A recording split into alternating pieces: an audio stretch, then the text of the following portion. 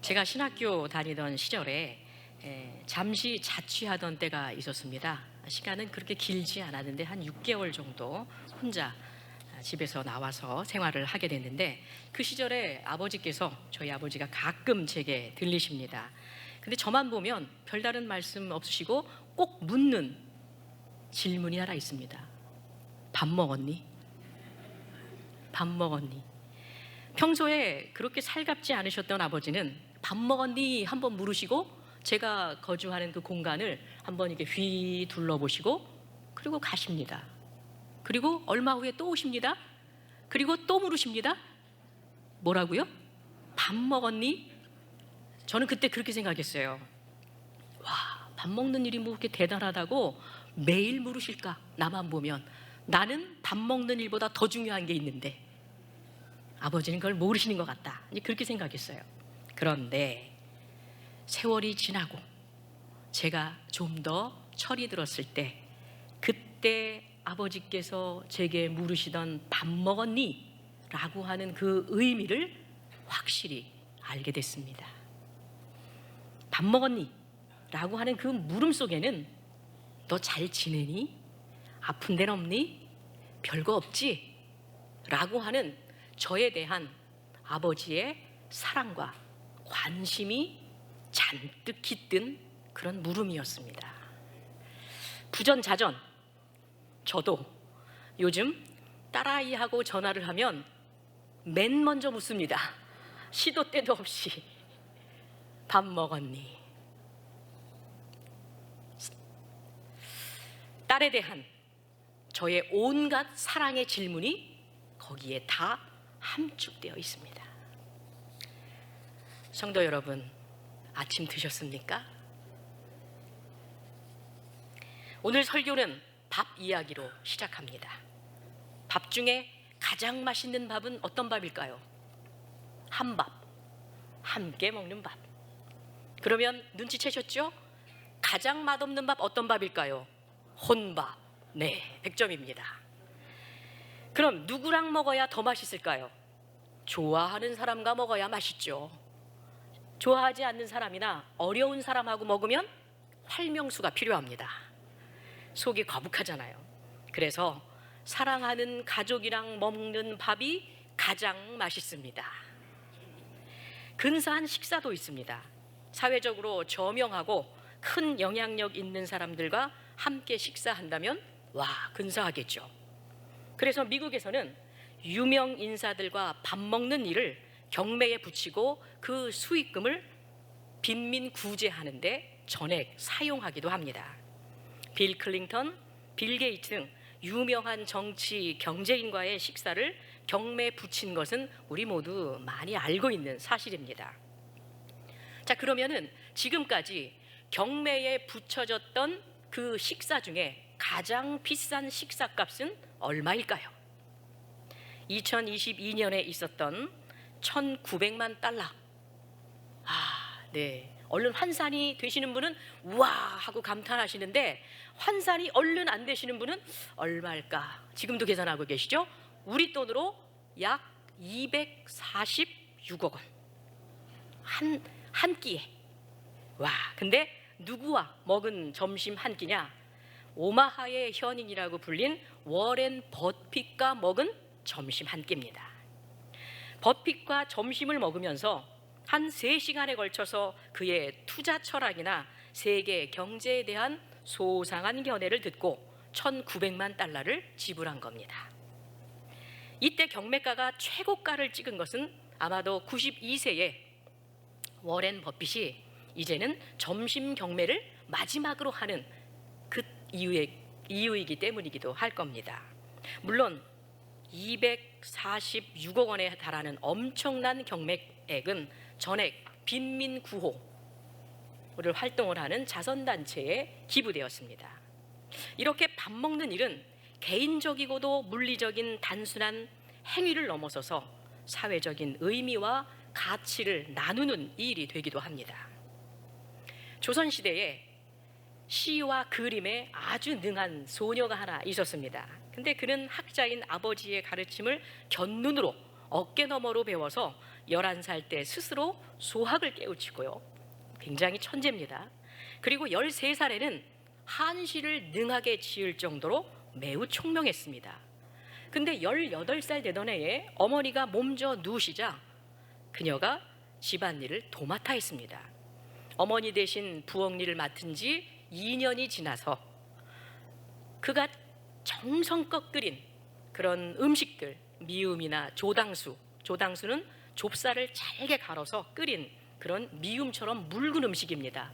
그 조당수로 기력을 찾은 어머니를 보면서 음식을 만들고 베푸는 것은 자연이 준 생명을 사람들에게 나누는 사랑이구나 라는 것을 깨닫게 됩니다. 그리고 임진왜란과 병자호란을 겪으면서 모두가 어렵고 궁핍하던 때는 솥을 밖에 걸어놓고 도토리죽을 써서 하루에도 수백 명씩에게 나누어 줬다고 합니다. 그걸 나눠줄 때도 받는 사람이 마음이 상하지 않게 똑같은 주머니를 만들어서 그리고 정성껏 그 음식을 건넸다고 합니다. 정신을 잃고 쓰러진 자신의 집의 종에게는 귀한 자라를 잡아서 정성껏 구워서 그에게 끓여 먹이는 등 정말 도움을 받는 사람들이 자신을 하찮은 존재구나 라고 생각하지 않도록 최선 다했다고 합니다. 그렇게 음식을 베풀며 사랑을 실천한 사람이 누구냐? 그 유명한 음식 디미방이라고 하는 책을 쓴 장계향입니다. 장계향에게 음식은 만들어 그냥 먹는 게 아니라 이 음식을 만들어서 접대하는 보다 더 큰 사회적인 가치가 있다라고 하는 그것을 깨닫고 그리고 그녀가 음식을 만들어서 이웃에게 베풀었을 때 그것은 생명을 나누는 일, 사랑을 나누는 귀한 일이 되었습니다. 우리 종로교회도 20년간 행했던 사랑의 손길이 있는데 그 사랑의 손길 역시 사랑과 생명을 나누는 귀한 사역이었습니다. 오늘 본문 말씀 요한복음 21장에도 사랑의 밥이 소개되고 있습니다. 예수께서 이르시되 와서 조반을 먹으라 하시니 제자들이 주님이신 줄 아는 고로 당신이 누구냐 감히 묻는 자가 없더라. 예수께서 가셔서 떡을 가져다가 그들에게 주시고 생선도 그와 같이 하니라. 이 말씀의 배경은 이렇습니다. 예수께서 십자가에 달려 돌아가신 후에 제자들은 뿔뿔이 흩어졌습니다. 그 흩어졌던 제자들 중에 시몬 베드로, 그리고 디두모라 하는 도마, 갈릴리 가나 사람 나다나엘, 세베대의 아들들, 그리고 또 다른 제자 둘, 그렇게 해서 모두 7명이 디베랴 호숫가에 모인 겁니다. 디베랴 호수는 여러분들이 잘 알고 있는 갈릴리 호수의 다른 이름입니다. 이 당시에 헤롯 왕이 로마 황제에게 잘 보이려고 갈릴리 호숫가에 신도시 하나를 건설을 했는데 그 신도시 이름을 황제 이름을 따서 디베랴라고 붙였습니다. 그 이후에 사람들은 갈릴리라고 부르기도 하고 디베랴라고 부르기도 합니다. 동일한 호수입니다. 이 디베랴 호수에 모인 7명의 제자들에게 희망은 없습니다. 예수와 함께 있었을 때는 희망이 있었고 자신들이 무언가 된 듯했습니다. 예수를 만나기 전에는 사회적으로 주목받지 못하는 계층이었던 그들이 예수와 함께 다니며 많은 군중들에게 환호받을 수 있었고 예수의 말씀을 들으려 구름처럼 몰려드는 군중들을 보며 나중에 예수께서 세상 권력을 잡으시면 자신들도 한 자리 할 거라고 하는 큰 기대감을 갖고 있었기 때문입니다. 이것은 야고보와 요한의 어머니께서 예수를 보고 이렇게 부탁하지 않습니까? 주님, 주님의 나라가 들어서면 제 한 아들은 주님의 오른편에 그리고 다른 한 아들은 주님의 왼편에 그렇게 앉게 해주십시오. 가장 센 청탁입니다. 어머니의 청탁. 근데 그것을 듣고 이 제자들이 어떻게 했습니까? 분분해했다고 하지 않습니까? 막 화를 냈습니다. 야고보와 요한이 뭔데 베드로인 나를 제치고, 야고보와 요한이 뭔데 감히 우리를 제치고 주님의 왼쪽과 오른쪽에 앉아. 득세할 줄 알았던 거죠. 예수를 따르는 목적이 득세할 거다, 세상의 권력을 잡을 거다라고 하는 기대감을 가졌다고 하는 것을 반영하는 그러한 대목입니다. 예수께서 오병이어로 5천 명의 군중을 먹이시고 그 남은 음식을 12광줄이 가득 걷어들이는 광야의 이적을 행했을 때는 제자들은 이젠 다 됐다, 이제 우리는 출세할 일만 남았다 라고 생각했을 겁니다. 더욱이 예루살렘 성을 입성할 때 생각해 보십시오. 종려나무를 흔들며 예수의 일행을 환호하던 군중들, 그들을 보며 제자들은 무슨 생각을 했을까요? 자, 이제 우리는 인생의 정점에 와 있구나, 인생의 정점을 코앞에 두고 있다, 이렇게 생각했을 겁니다. 그런데 말입니다. 예수께서 십자가에 달려 돌아가셨습니다. 예수의 죽음과 더불어 제자들의 희망은 실종되고 그들의 삶의 가치와 의욕과 의미도 더불어 사라졌습니다. 그렇게 제자들이 패잔병처럼 디베랴 바닷가에 모여 있었습니다. 그러다 전직 어부였던 베드로가 말합니다. 고기 잡으러 가야겠어. 나 고기 잡으러 갈 거야. 하루하루 먹고 사는 문제, 생계 걱정을 하는 사람으로 되어 있는 겁니다. 다른 제자들도 베드로와 함께 가겠다고 길을 나섭니다. 제자들은 호수에 배를 띄웁니다. 그리고 밤새워 고기를 잡습니다. 그러나 제자들의 고된 노동에도 불구하고, 노동은 밤새워 길고 길었지만 그물은 텅 빈 채 아침을 맞았습니다. 아침은 찬란하게 다가왔지만 제자들에게 그 아침은 절망이었습니다. 베테랑 어부 베드로가 있었음에도 빈 그물을 걷어 올려야 했던 제자들, 밤새운 노동에 텅 빈 그물이라 밤을 새우고도 고기 한 마리 잡지 못한 텅 빈 그물은 예수 없는 제자들의 삶을 나타내는 하나의 강력한 메타포어입니다. 예수 없는 인생은 텅 빈 그물과 같다. 빈손으로 돌아온 제자들에게 예수께서 물으십니다. 고기가 좀 있습니까? 제자들은 예수를 알아보지 못합니다. 그들은 피곤에 겨워 짧게 답할 뿐입니다. 없습니다. 이에 예수께서 말씀하십니다. 자, 그럼 그물을 배 오른쪽에 던져보세요. 그러면 고기를 잡을 수 있을 겁니다. 제자들은 무슨 생각에서인지 이 낯선 사람이, 자신들이 알아보지 못하는 이 낯선 사람이 시키는 대로 별 논쟁 없이 배 오른쪽에 그물을 내렸습니다. 베테랑 어부 베드로가 있는데 자기들이 밤새워 잡았는데 한 마리도 못 잡았거든요. 그런데 이른 아침에 낯선 알지 못하는 사람이 배 오른쪽에 그물을 내리라 라고 했을 때 피곤한 이 사람들이 우리가 밤새 해봤지만 허탕이었소. 당신이 뭔데? 어부 전문가라대요? 라고 논쟁할 법도 하잖아요. 근데 이들이 기이하게도 논쟁을 하지 않습니다. 자, 그리고 그물을 오른쪽에 던지고 잠시 후에 그물을 끌어 올리기 시작합니다. 자, 그랬더니 밤을 새워도 한 마리 잡지 못했던 물고기들이 그물을 걷어 올리기도 힘겨울 만큼 많이 잡혔습니다. 순식간에 만선이 된 겁니다. 제자들의 빈 그물이 비로소 가득 차게 되었습니다. 예수를 만나면 텅 빈 그물 같은 인생이 비로소 그분의 은혜와 은총으로 가득 차게 되는 겁니다. 예수를 만나야 비로소 그분으로 인해 빈 그물 같은 인생이 충만해지는 겁니다. 그때 제자 중에 한 사람이 예수를 알아보고 소리칩니다.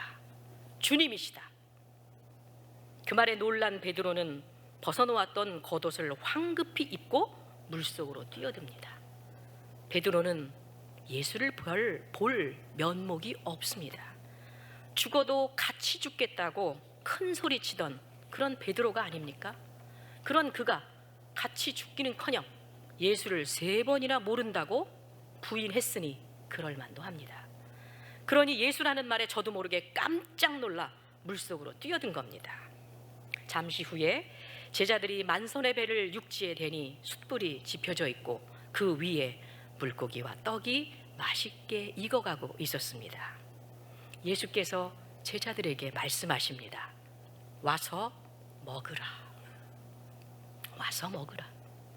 고단한 제자들을 위해 예수는 친히 숯불을 피우시고 조반을 지으셨습니다.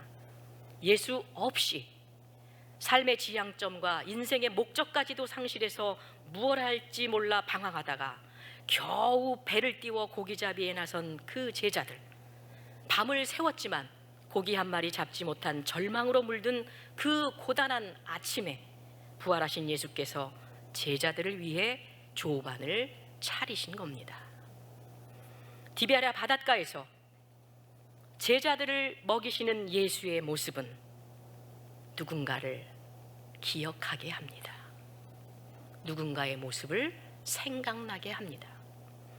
디베랴 바닷가에서 제자들을 먹이시는 예수의 모습은 로뎀나무 아래 절망으로 누워있던 엘리야를 찾아 먹이신 그 하나님을 닮아 있습니다.